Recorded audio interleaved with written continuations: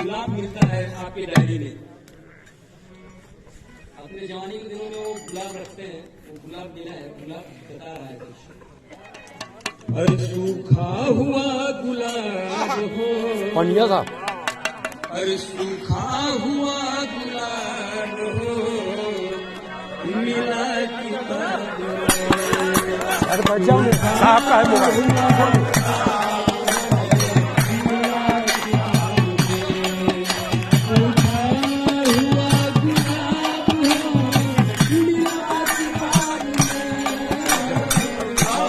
मेरा नहीं है, साहब का मोबाइल है। पीछे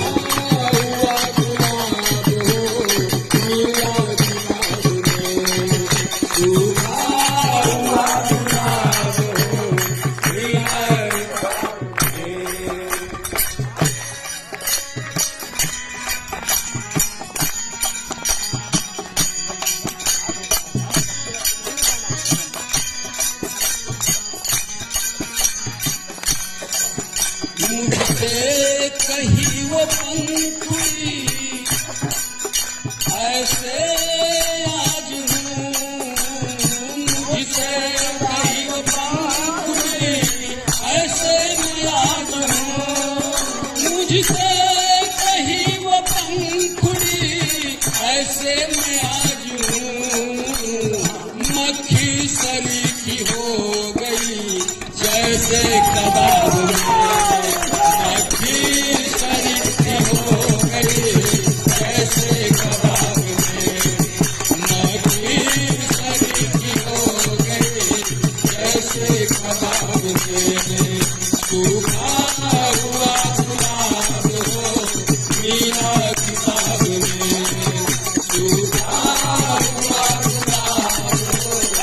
Yeah.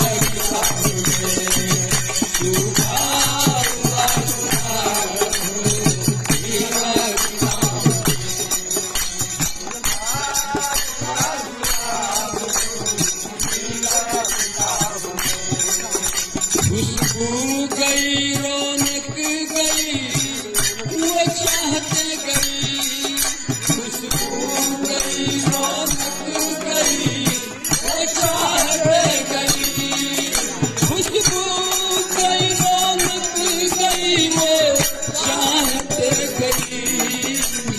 सीरत बनी थी जिंदगी अपने नवाब में, सीरत बनी थी जिंदगी अपने नवाब में, सीरत बनी थी जिंदगी अपने नवाब में। सूखा हुआ गुलाब मेरा किताब में, सूखा हुआ गुलाब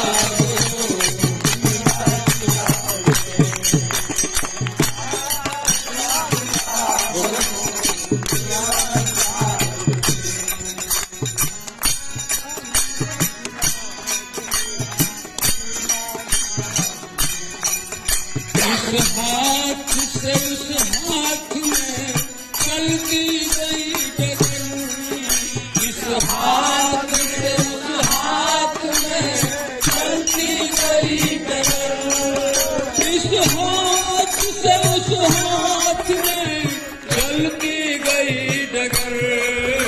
वह आदमी की चाह में रह कर रकाब में, वह आदमी की चाह में रह कर रकाब में, वह आदमी की चाह में रह कर रकाब में। सूखा हुआ गुलाब हो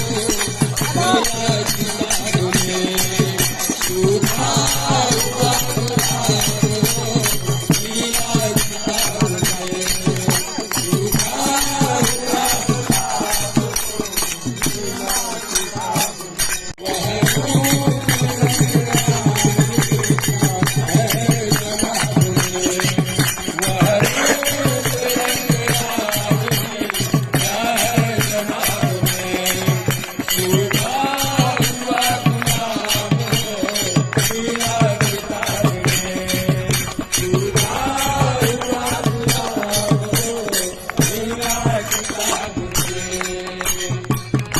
हुआ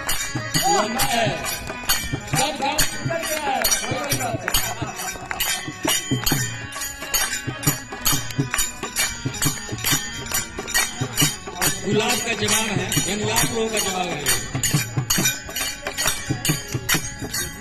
वह रूप ना है रंग ना है वो कहीं शोहरत, वो रूप ना है रंग ना है नहीं वो शोहरत, नहीं रूप है न रंग है ही है शोहरत। सूखा गुलाब चूर कर कह दी जवान